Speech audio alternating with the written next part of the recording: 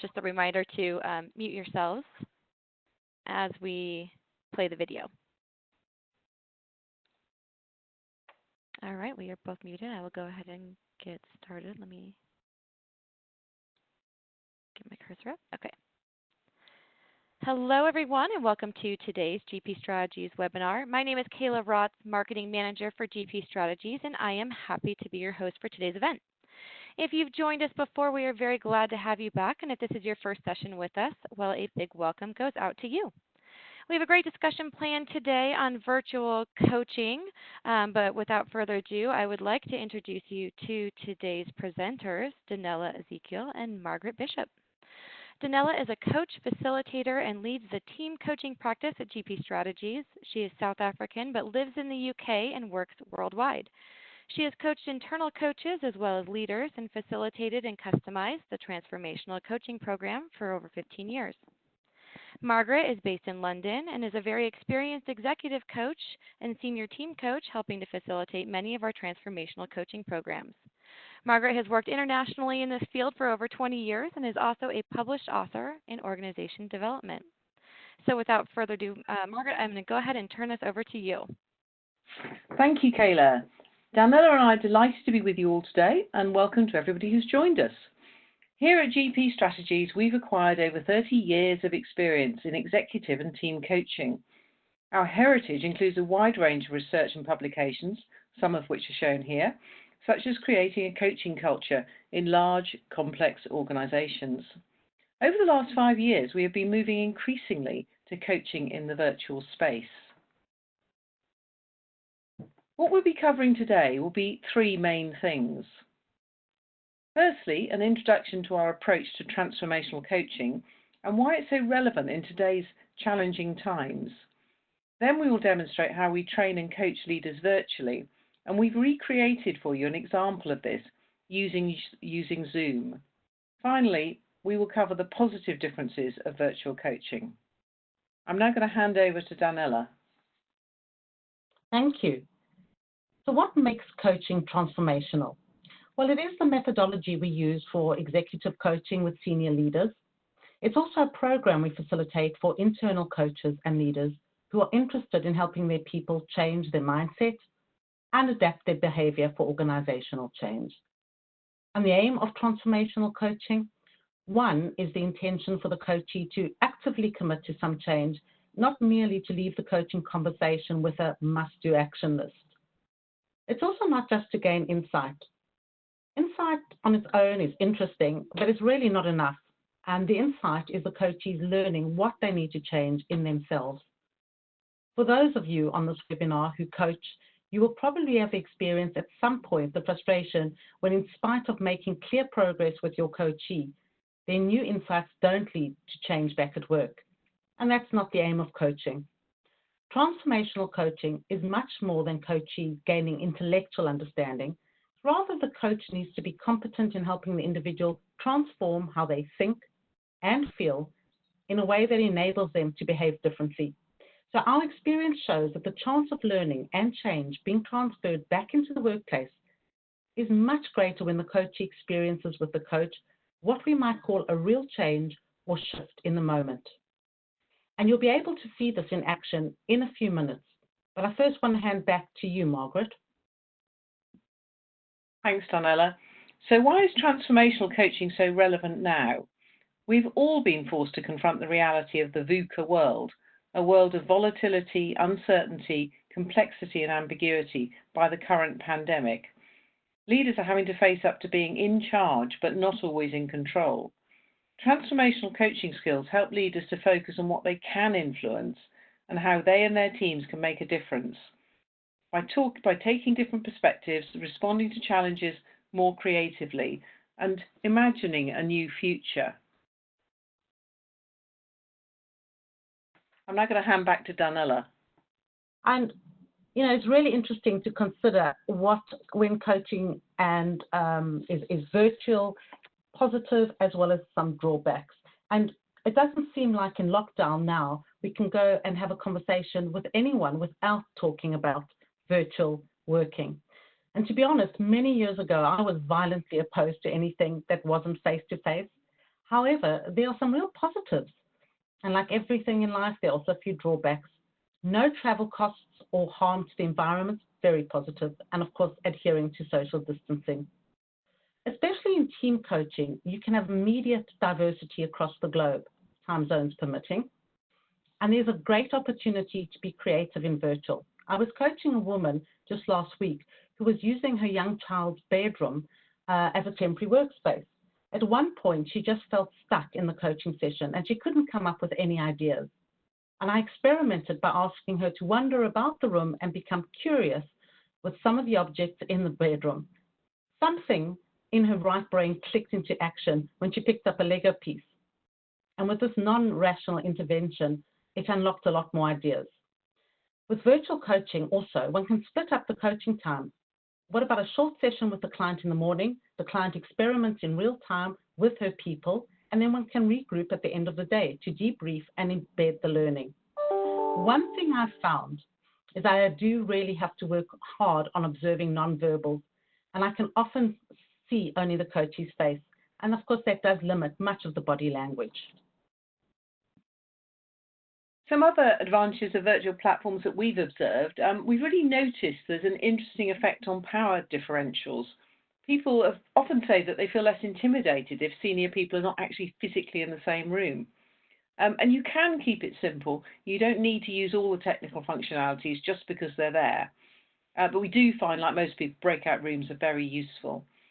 And you know, it is, as Daniela says, it's a safe place for people to experiment. For example, you know, we recently, Daniela and I, used a simple fishbowl technique where a small subgroup was observed by an outer circle. And we got them to turn off their video cameras so they couldn't be seen, and people then feel much less self-conscious. And of course, with permission, you can record, and that's always really helpful for learning purposes. So I'm now just going to hand back to Daniela. Rather than talk more about virtual, we're going to show you how it can be done in about 3 minutes' time. Our transformational coaching program has various building blocks, but today we're going to touch on 2 of them, clear and levels of engagement, although all of these building blocks are possible virtually.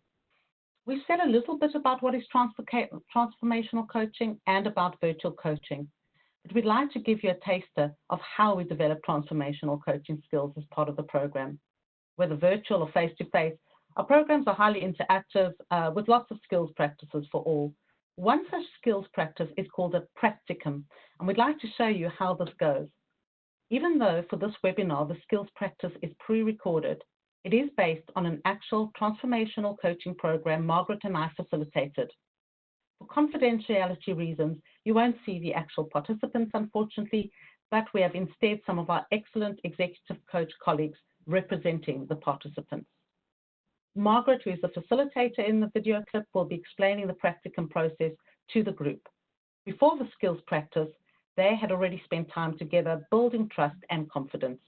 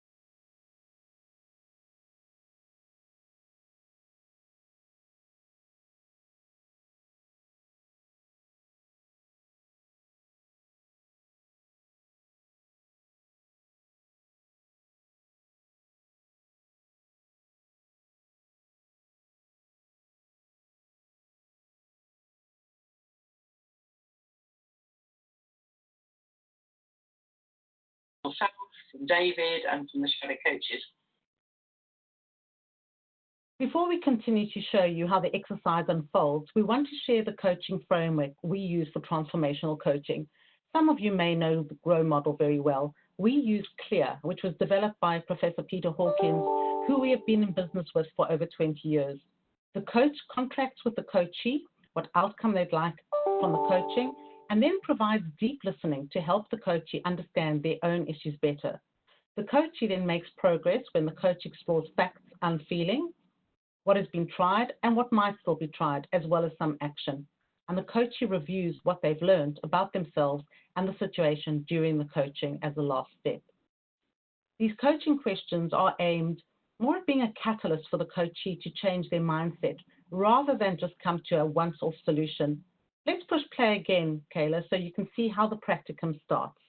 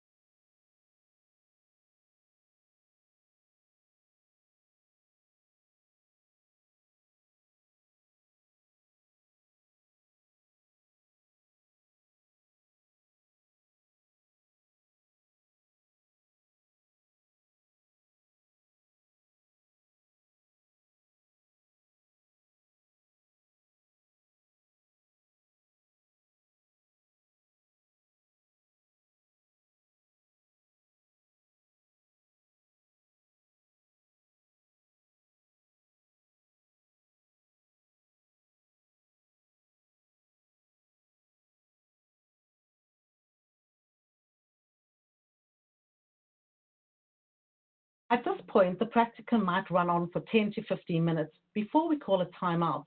So we're going to fast forward to the first timeout to show you how we reflect on the learning in the virtual space.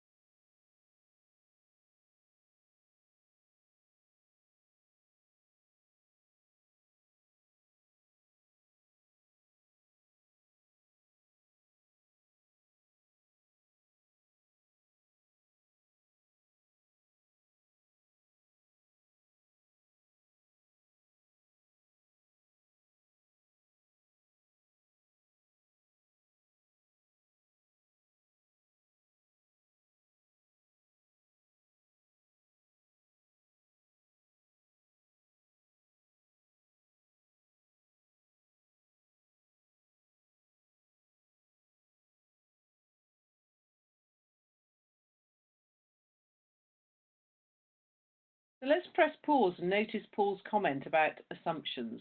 We use this model called the 4 levels of engagement when we are working at depth with a coaching client. As you can see, the facts are only the beginning of the story. We also explore patterns of behaviour, emotions, assumptions and values. And it is the assumptions and values that often drive the emotions and behaviour. In this case, it might be that David, acting the part of being the coachee, holds the assumption that unless he does everything, the company will fail, which drives his anxiety and prevents him from sharing the load with some very capable team members. By exploring what are the facts that make him sure this is the case, and indeed whether they are true, he may change his mindset or assumptions and try a different approach.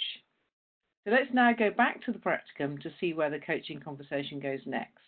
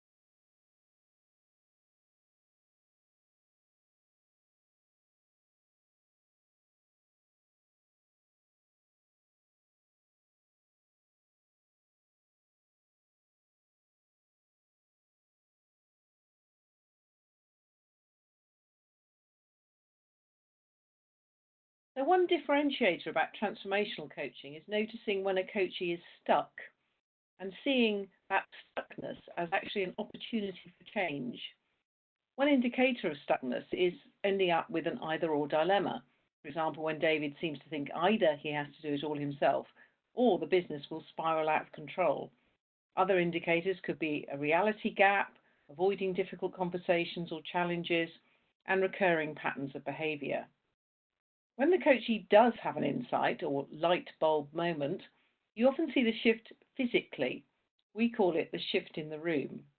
For example, when Irene asked David to say more about his phrase, "depends on me," David stopped, looked at the ceiling and said, "I'll need to think about that one."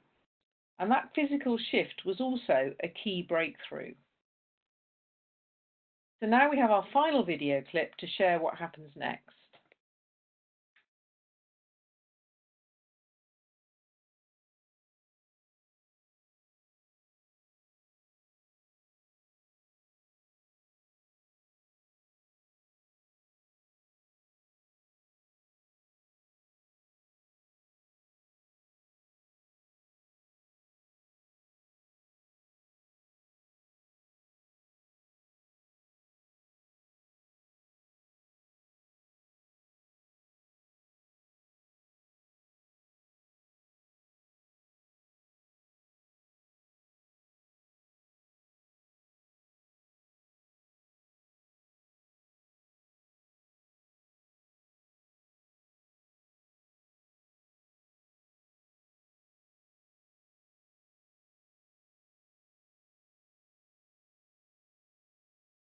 In the interest of time, unfortunately, we need to leave the coaching practicum there. The action and review part of CLEAR continued, and we trust David will have a positive outcome. He came into the coaching session wanting a strategy to lead his team and left the session learning what he needs to change in his own pattern of doing everything himself. We hope that the recording has given you a flavor of transformational coaching and working virtually. And I want to remind everyone that this is part of a training program in which we train leaders in organizations to coach their people, or we train internal coaches. And I'd like to hand over to Kayla. It's been lovely being with everybody. Yes, thank you, Margaret and Janella, for this very important discussion. We do have a few minutes left, so as a reminder, if you have a question, please be sure to enter it in the Q&A module at this time. Obviously, our presenters have covered a lot in the last 20 minutes, and there is still a lot of information to discuss. I encourage you to continue the conversation with them beyond today's session. You can see their contact information here is available in the slide deck. I would also like to remind you that the recording and slides from today are going to be available on our webinar recordings page at gpstrategies.com for the next 12 months. So I'll go ahead and jump into some of these questions that have come in. The first one is, in your experience, do leaders that you've trained have enough time in their day to do transformational coaching? Okay, well, I'll answer that. I think it's very realistic that leaders don't have a lot of time. But we also know that there can just be a very short coaching conversation at the metaphorical water cooler, which we don't have these days with virtual working. So, for example, if an employee comes to a leader and says, I really am confused about this new way of working, instead of the leader providing a solution, if he just or she just says, when have you successfully dealt with such confusion before? That is a coaching question and a transformational coaching question. So it can be very small as well. It doesn't have to be long, but it might be. It might be a whole hour as well if the leader feels it's important. Yes, and I just add to that in fact, when you saw what you saw in the practicum, all those videos only added up to 9 minutes. And in fact, if you took out the facilitator and the shadow coaches, there's only actually about 5 minutes of conversation between the coach and the coachee. So you can do an awful lot in a very short space of time. So actually, speaking of time, our next question does address that.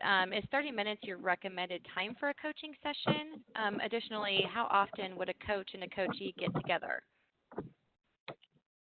Well, shall I start with that one? I think I'd like to differentiate between an executive coach and a leader as coach. So typically, I mean, we do executive coaching as well. Typically, they would be between 60 and 90 minutes, probably once a month or maybe 6 weeks. And that will be very clear about the boundaries of coaching, and you're coming in from the outside typically.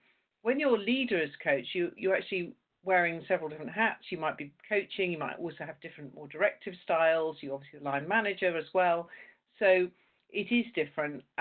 It can be much more ad hoc. So I wouldn't say there was a perfect amount of time for a coaching session to last.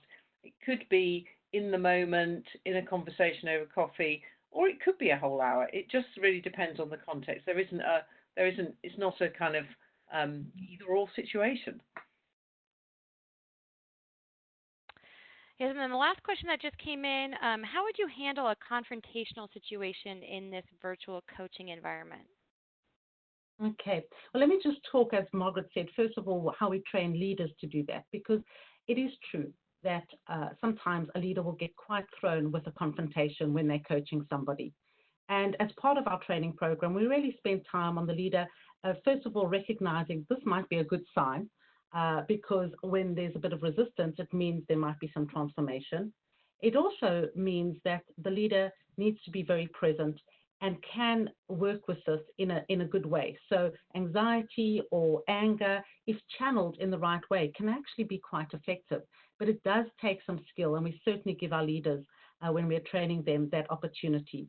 And as executive coaches, what I don't know about Margaret, I don't look forward to it necessarily, but I actually think it's a really healthy part of the coaching, and it always seems like we get somewhere if there is a difficult moment.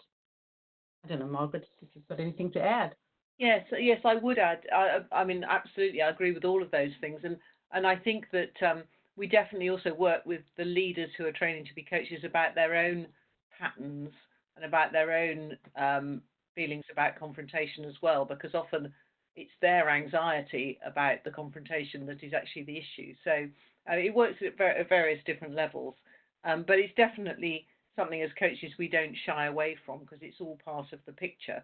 And if they're being confrontational with us, then they're likely to, it's likely to be a pattern in their working lives that, typically needs to be addressed. Well, it sounds like this is a conversation we could certainly continue. But in the essence of time, it doesn't look like we have any more questions coming through. So we'll go ahead and start wrapping things up. I do want to say thank you again to today's speakers, and thank you to everyone who attended for your time and attention. We hope that you'll join us for future webinars. Registration is available on our webinar page at gpstrategies.com. I wish everyone a great and productive rest of your day.